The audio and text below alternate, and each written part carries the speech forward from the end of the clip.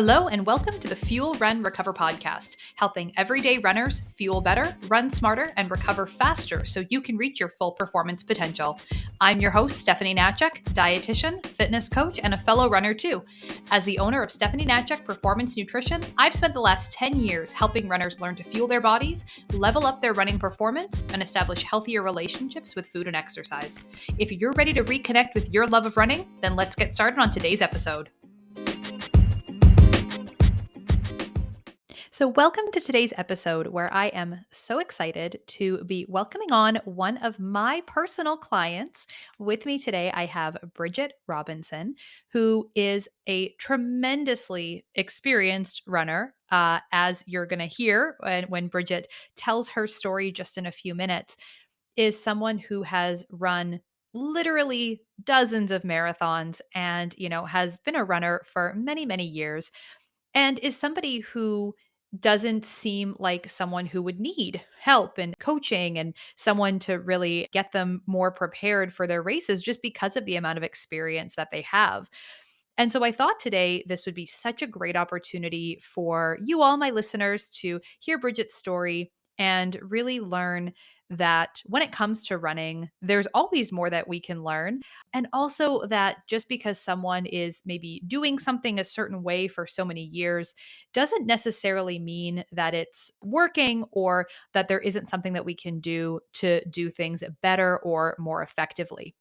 And so, as you hear Bridget's story today, she's going to share, of course, her history as a runner, how she got started, how she became so passionate about running and marathoning all over the world. And she's also going to share some of the biggest lessons that she's learned along the way and some of the things that she's doing a lot differently now that she's gone through this coaching experience.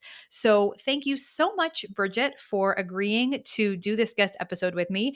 I am so excited to have you here. Thanks so much, Steph. I really appreciate the opportunity to chat to you. And thank you very much for that very generous and kind introduction. And as you said, yes, I have been running for years, but I've learned so much just in the past year working with you, which has been absolutely amazing and has made such a big difference to my running. So very happy to be chatting to you today. Fantastic. So I want to start at the beginning of your story. So I dive into the middle. I would love for you to take us back and tell us a little bit more, about an introduction to yourself and how you got into running.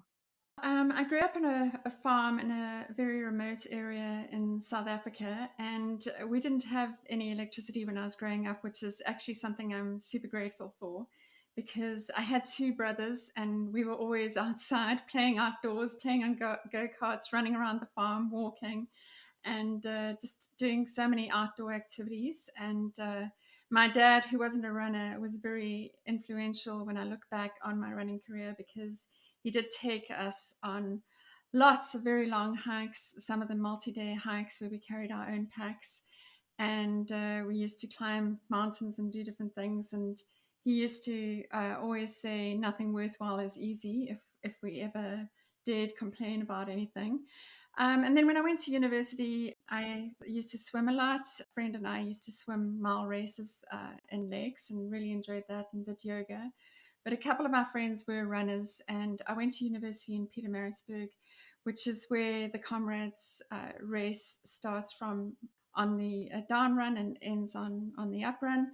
And so that's a very famous race in South Africa. So there was a lot of running culture in South Africa, and I did do a couple of runs in South Africa, races, and really enjoyed them. But it wasn't until I got to Winnipeg in 1997 that I really started to run a lot more. I came to Winnipeg and I was working on Main Street in the same building as Canadian Wheat Board. And it was winter, and winter was completely foreign to me with all the snow and the ice.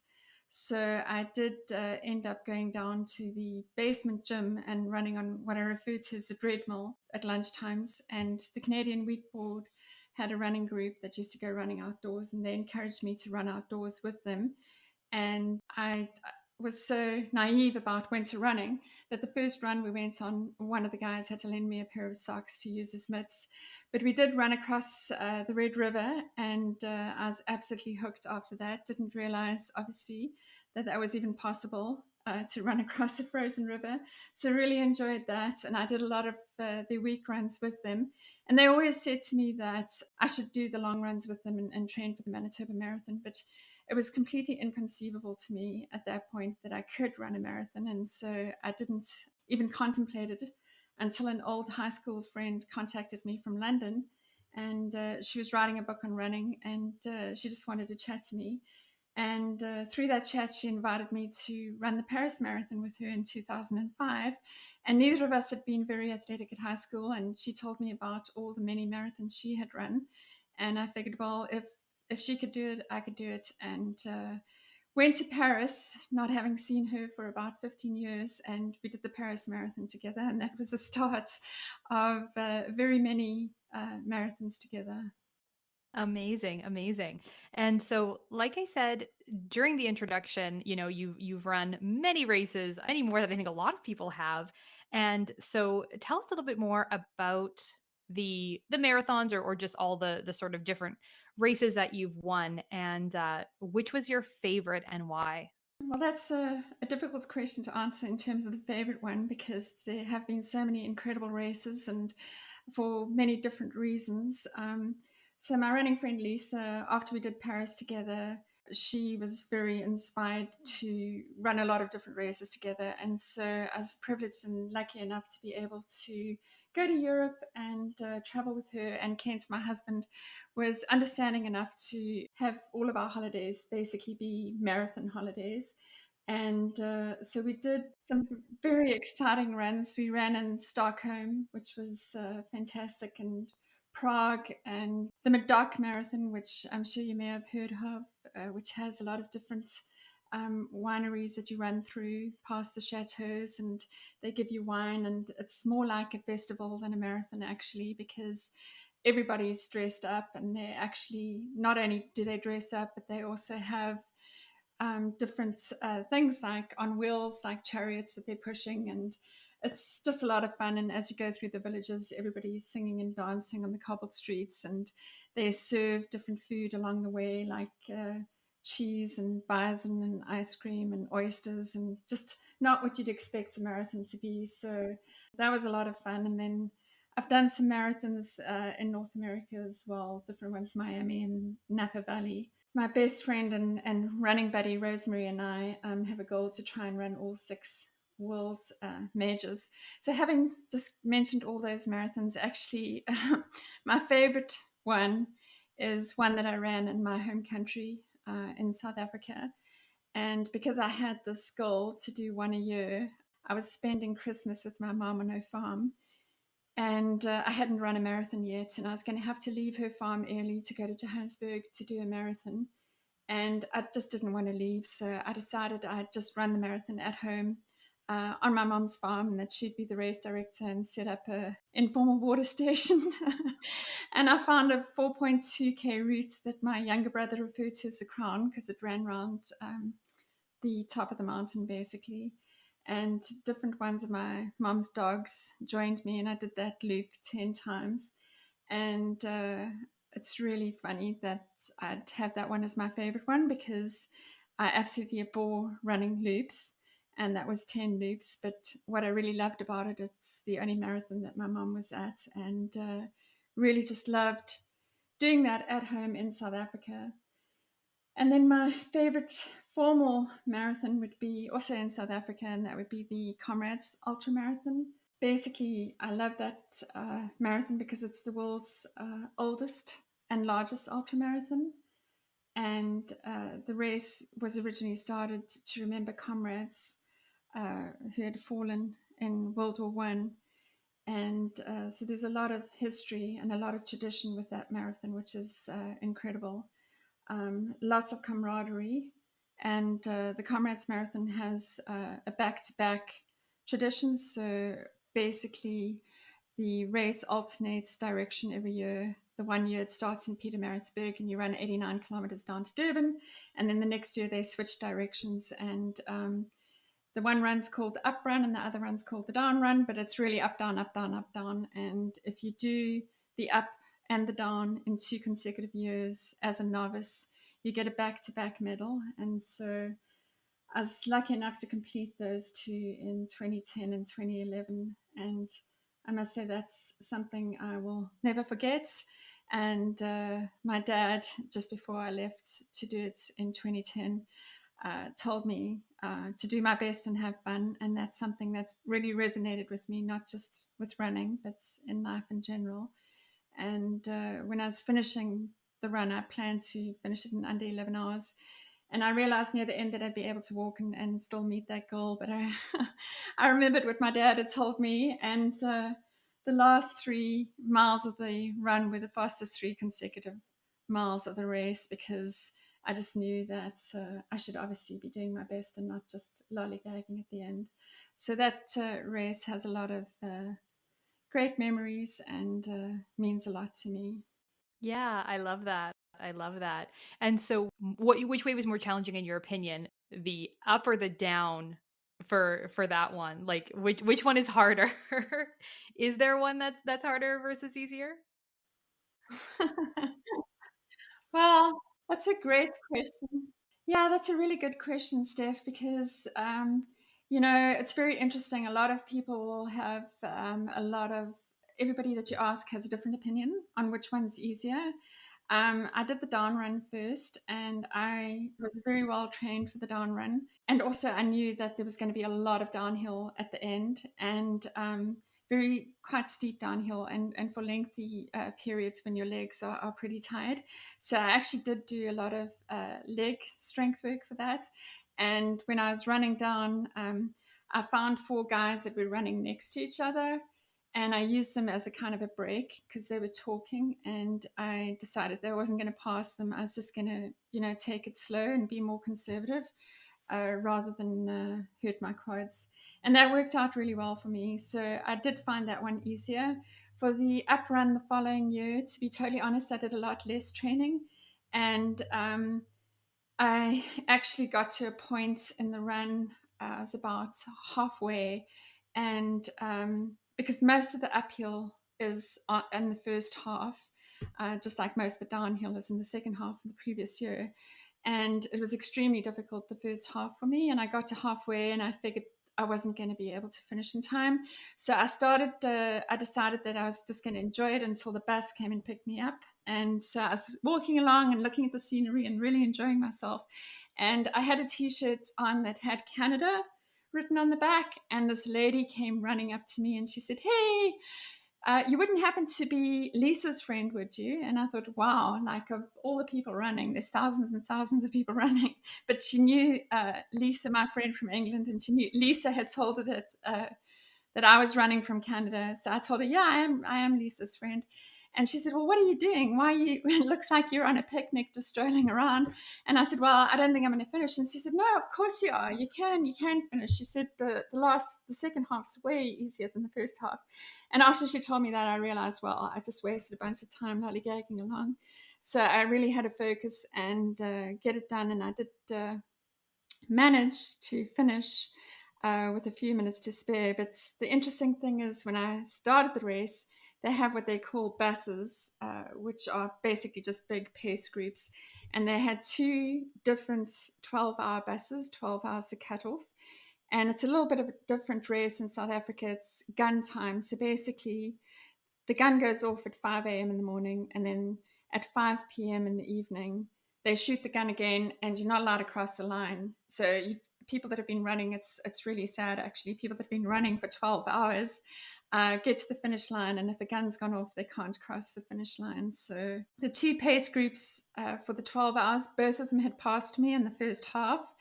And I overtook both of them in the second half, and the second one actually didn't finish, which was really sad because there were about 100 people running with the pace guy, and they just missed the cutoff by a couple of minutes, which is really sad after running that long.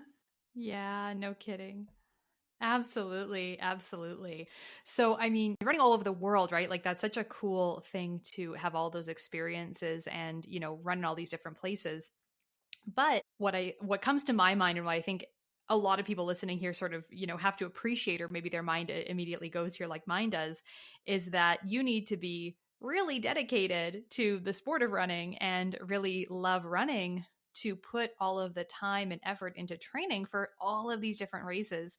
So, what is it about running for you? What do you love about running? Well, I'd have to say there's a lot of things that I love about it. I think the thing that I love most about it is the camaraderie and the running community and running culture. I find it's extremely down to earth and it's very, very supportive. I just find runners tend to really support other runners and want the best for other runners, and I absolutely love that culture. It's just fantastic, and just running and seeing another runner, or I actually in business a lot, I find it helps if I'm meeting new vendors or different people, and you find out that they have that common love of running. It just makes such a big difference. It's an instant connection, and it's just fantastic. But also another thing that I love about it is um, just being able to do it anytime and anywhere, and in most weather. There's not many times that you can't go out for a run. So if you're traveling, it's not too much to pack a pair of running shoes, and like the weather doesn't make that much difference. It's only really lightning that would put me off running outdoors. So love that about it. Love that it's an outdoor sport, and then also love that it's just so natural, because a lot of other sports require equipment or require special techniques, and running is just like the most natural thing for us to be doing. So I'm sure a lot of people have read the book Born to Run. That I absolutely love that book. I just love the way that it described how we'd evolved as distance runners, and just love that it's just such a natural thing for us to do. And I think that's probably why it just feels so good. Running just feels absolutely amazing.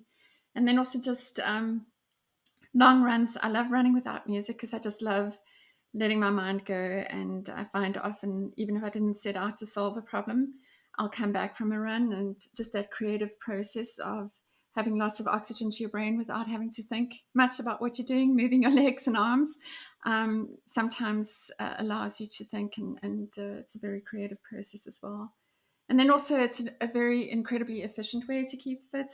So I do love cycling as well, but I think running is more efficient. You can go for the same amount of time and get a lot more out of a running workout than a cycling workout. And another thing is you get out of running what you put into it, which is very rewarding. I know sometimes it feels really hard and it feels like a slog, but the consistency definitely pays off, and really love that about it as well. So, when did you decide that it was time to start working with someone on your specific nutrition and training strategies? Because I think for a lot of people, somebody with so much race experience who's done so many things and obviously has such like a passion and love of the sport, you must have it all figured out when it comes to how to eat, how to train, and kind of put it all together. So, what was that moment for you when you decided that you needed to get some outside help to really start to put all these pieces together? Yeah, so that's actually an excellent question, because considering how many runs I'd done, it's amazing how much I actually still had to learn and how much I did learn through the process with you. But really, how it happened was Rosemary and I ran the Berlin Marathon in 2019, and then in 2020, obviously when the pandemic hit, we're really very diligent about keeping up with our running, and even when we had to do keep distances, we'd run down Wellington Crescent and we'd take turns with one running ahead, but keeping our distance so we could just see each other in the distance, and really wanted to make sure that we continued running, and we did pretty well with that. We did the virtual Twin Cities Marathon in 2020, but then 2021 was really where I would say the wheels started to come off for me at the end of 2021. I went back to South Africa to visit my mom, and her health was deteriorating, and it was very emotionally stressful for me to see her like that. And the whole pandemic actually was obviously extremely difficult for so many different people. So I really feel fortunate in terms of my circumstances weren't as bad as a lot of other people's, but it definitely did make an impact to my overall fitness. And I did lose a lot of fitness at the end of 2021 and didn't run a marathon that year. And I just put on some weight and quite a bit of weight. And then I decided that I really needed to be running more. And so, in true amateur style, I overdid it. I went out and I ran a lot more than I should have been running. Without doing any strength training, without doing any stretching. I just had a goal of X number of miles that I was going to run, X number of days a week. And needless to say, just serendipitously, it was my, or ironically, should I say, it was my Achilles heel that just kind of went, no, that's not going to happen. And I hurt my Achilles, and then I realized, this was not working for me, and it wasn't really a hole that I was going to be able to pull myself out of too easily. And so then I decided that I really should be looking for a nutritionist. But I was super worried at the same time about the approach of seeing a nutritionist, because historically, what I'd always done is if I had wanted to lose weight, what I used to do is I used to stop exercising and just focus on something like Weight Watchers and lose weight, but then be thin or thinner without being fit. Or I would say to myself, okay, I want to be fit, I want to run. So I just focus on my running and not on my nutrition. And so I was worried about seeing a nutritionist in terms of how that would impact my ability, to get fit. And I spoke to a couple of nutritionists, and none of them really resonated with me until I met you and spoke to you. And it was a complete eye opener to me that you were, had expertise in both nutrition and in fitness coaching. And for me, that was really a game changer, because that was so important to me. Was obviously making sure that I improved my body composition, but fitness is really my overall goal. I really, my number one priority is how fit I am and how strong I feel, and that's extremely important to me. But I realize at the same time that body composition is extremely important. So the fact that you actually had the balance of both the nutrition and the coaching was just, just the very, very best thing that could have happened to me, because that's really what I wanted, was that holistic approach. And I'd never, ever achieved that in the past. And so that was extremely wonderful. Yeah, and I think that your specific situation there is so common of, feeling like that balance is so difficult to achieve, of needing to cut back on the exercise so that you can eat less to lose weight, versus Yeah. looking at it from that different perspective of like, oh no, we can actually pull more to match your training and still see, the results that we want to. And of course, looking at body composition versus weight to kind of take that out of the equation. So we're focusing on the right things.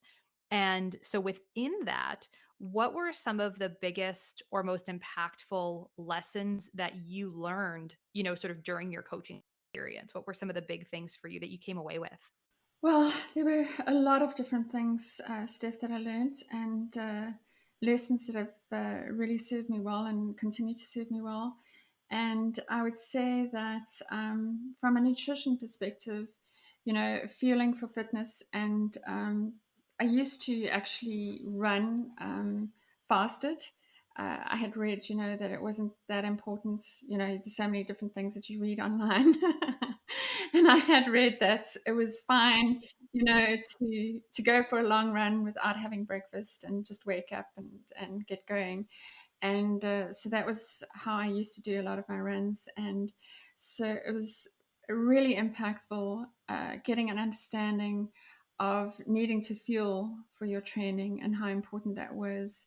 And then, not just before your long run, but during your long run as well. And I know when I ran the Chicago Marathon after training with you, that was something that made an incredible difference, just knowing exactly what nutrition I should be taking and when and how much throughout the race. And As you know, for that Chicago Marathon, the longest training run that I'd done was 8 miles, but I actually felt a lot stronger and a lot better and enjoyed that marathon a lot more than many other marathons that I'd done the usual 20-mile training run for, because previously I hadn't focused on the strength training.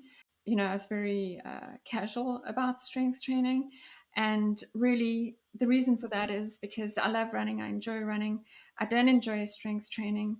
But thanks to you now, I have a really good, solid understanding of how important strength training is for your overall endurance and how much it helps. And so now I'm an absolute convert when it comes to strength training, and religiously do strength training twice a week. And that's made a huge difference. And then, as well, obviously, the nutrition during the marathon and before was just very casual about it and not very thoughtful about what your body needed, and just kind of went with the flow. And so having that better understanding now has made just a massive difference. Yeah, absolutely. When you see that payoff and you see things like, I mean, it takes a little bit of time. And I think that so many runners don't really enjoy their strength training or even, enjoy the practice and sort of the learning to fuel their bodies properly, because it does sometimes take a little bit of time to see those results and see those improvements. But to be able to then kind of see that come full circle and have, the better energy and to see the improved performance and, to kind of start to get those results, even in that short period of time that, we kind of had between starting our work together and that first marathon that you did. Now that you are kind of out of the one-on-one work with me and you've gone through all the information and, you've been putting into practice for, quite a few months now, what were some of the results that you had or the things that you achieved that you were really the most excited about? So I think definitely for me, as I mentioned, the most important thing for me is just feeling fit and strong, and just that feeling of having energy and being able to do a lot of different things, and not struggling when I run. Because before I really was, as much as I loved running and as much as I was committed to do it, I was struggling and forcing myself to try and get the distance in. And I know that's one thing I really appreciated when I started working with you is, you asked how far I was running. And at the time I was running 8 miles. And then you said, well, how far are you running feeling good versus, struggling? And I said I was running good 5 miles and struggling the last 3 miles and really walking. And you took me right back to, okay, well, you're feeling good running 5 miles, so that's going to be your long run.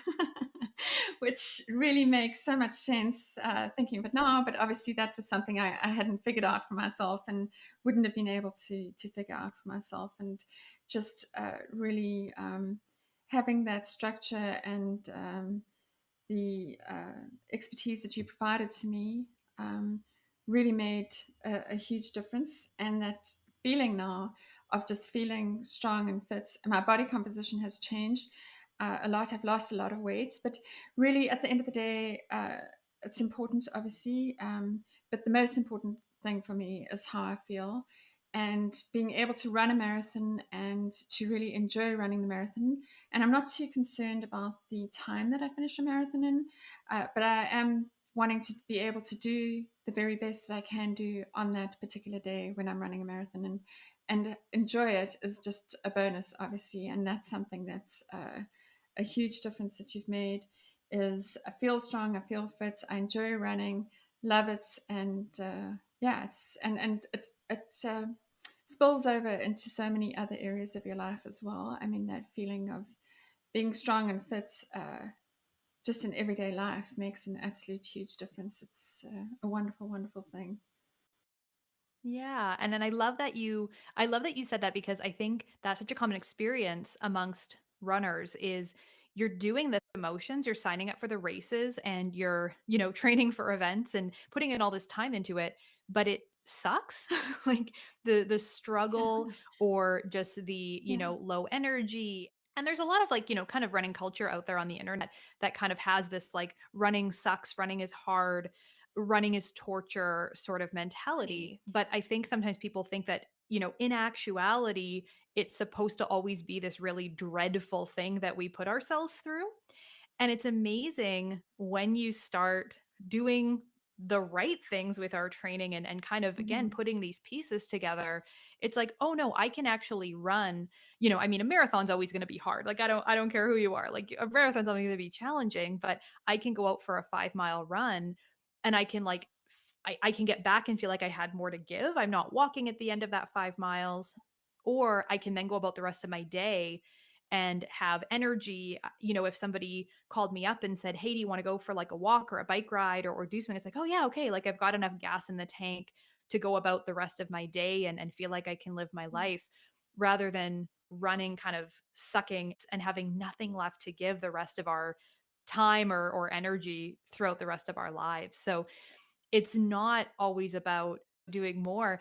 It's about, wow, I can do these same things, but it can feel so much better. It can feel so much easier. So along the way, with everything that you learned and implemented and all the successes that you had, what was the most surprising thing that you learned or started doing differently? Like, what was something that you never would have thought would be, part of this process, or something that you look back and you're like, wow, I really didn't think that that was going to be something that I was going to wind up doing. Yeah, so actually, it's kind of interesting because my work is data and analytics. And so we're always advocating for data driven decisions. And I think the test, the genetics test that you had me do around nutrition and sports, was extremely insightful. I got such a lot of valuable information from that. And one of the things was coffee, a caffeine, because I'm a huge fan of drinking coffee. I just love the culture, the smell, the taste, and then obviously the fact that it's a legal performance enhancing substance is awesome. And so I used to really, embrace drinking coffee and always had a cup of coffee before a run. And then when we got the test results back, I basically found out that I wasn't able to digest caffeine, and that's for people that can't digest caffeine, it's actually can inhibit your performance. And so that was really interesting to me. And I stopped obviously drinking coffee right away. And as a testament to how much coffee I drank, I actually had a splitting headache for 5 whole days before that went away. And then I decided, because I'm very much about black and white and everything and nothing, that I wasn't going to have decaf or anything like that. I just drink herbal tea. But Steph, you had suggested to me very wisely that maybe I could consider decaf, and so I did. I did try it, and that's working really well for me because it's got the same smell, it's got a similar taste, and the whole ritual of coffee. I can still have all of that, but without the harmful effects of the caffeine. So that was a huge change for me, and I actually felt better after my withdrawal symptoms, running without having caffeine. And so that was very interesting to me, and there was a lot actually of other things that I learned from that, and from you. Also more protein. I hadn't really focused on protein before. It wasn't something I considered too much as a vegetarian. I'm a vegetarian and have been a vegetarian since 1990. So and I know obviously there are lots of vegetarian sources of protein, but definitely I wasn't getting the amount of protein that I should have been getting. And so that was a very positive change as well. So, I mean, really looking at the genetic component of it to sort of look at your unique needs and how to adapt both your nutrition and your training to be right for you to kind of all come together. Not only does it get you better results, but looking at using data and using information to figure out what those next steps are. I love that we're able to use that kind of information as this sort of roadmap, because there's so many different nutrition strategies and different ways that you can eat and different things like that out there. I mean, you've got a little bit of a foundation that you can use to make decisions and to kind of start that process of guiding you in the right direction. It can be so helpful. And, ultimately, it gets you where you want to go with less guesswork and less, having to change the plan all the time. So for anybody who's listening today that, feels like they're in a similar boat, whether they're an experienced runner or a not so experienced runner, but, a lot of your story is resonating with them, what advice would you have for those runners who are feeling like they're in your shoes where you maybe were this time last year? Yeah, so I would really strongly suggest if you were in the same position that I was in and just really feeling lost and feeling like you were not able to make a positive difference on your own, definitely get help. And based on my experience with you, I couldn't strongly recommend enough having someone with the expertise that you have, Steph, which is both in nutrition, but also in the coaching and running. Because I think just looking at it, as I said before, just from a nutritionist perspective without really understanding running and what runners' needs are would be, in my experience, a little bit of a gap. So really appreciated, the fact that you had expertise in both those areas and were able to provide that holistic help. And I'd strongly recommend your services, obviously based on my experience with you and how much I learned from you and how much I've gained, and the strong foundation that I have now going forward is just really priceless to me. And the other thing that I would suggest is, as I mentioned, like the camaraderie is something that I just love about running. And I know a lot of people like running by themselves, and that's fantastic.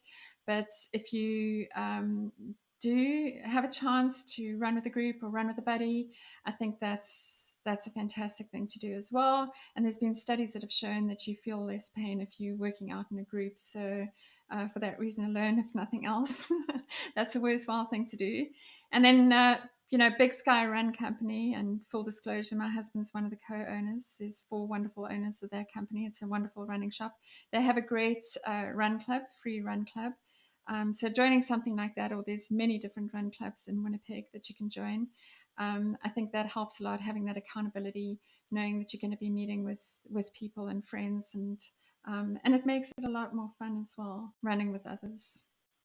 Yeah, absolutely. And with COVID and everything, we really got used to doing everything online, like virtual coaching and virtual races and everything kind of being in this online space. But I think now I've certainly seen, and you probably have too, but there's definitely this return to in-person connection that Mm-hmm. people are really looking for. So I feel like, you see the numbers of people that are attending, in-person events and things like these in-person run clubs now that we're getting back to. I think there's this real drive and this real need for that kind of connection and community. And you're 100% right that nothing, even though, and I'm someone like that too. I mean, I do appreciate running alone, have my music and stuff like that, but I definitely do enjoy group runs and getting together with people, and the running community is fantastic. So yeah, that's a really great point, and something that I think people can definitely look around in their community and find these types of run clubs and events. So today, I want to thank you again one more time for spending much of your morning with me here, recording this episode and sharing your story and all of your advice with our listeners. But is there anything else that you wanted to share? Any other insights or tips, suggestions, anything else that we have not covered so far today? Well, first of all, I just want to thank you, Steph, for the huge difference that you've made to my running and my overall wellness. Really love running again, and really appreciate that. That's priceless. So thank you very much. In terms of one last tip, I would just say I know when runners first start out, potentially, it feels really hard and might not feel like you're making a lot of progress, but you actually are.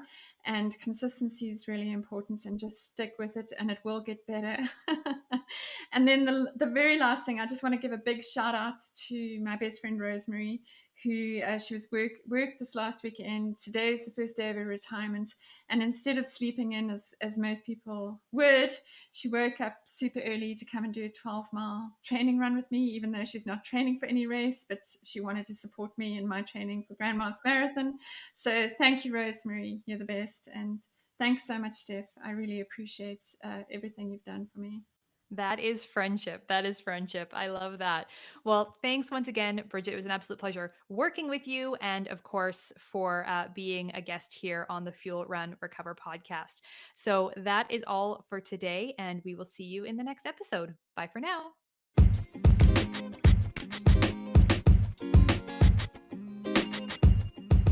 The information on this podcast is for educational purposes only and is not to be used or relied upon for the diagnosis or treatment of any health condition. This information does not create a client-practitioner relationship and should not be used as a substitute for professional medical advice.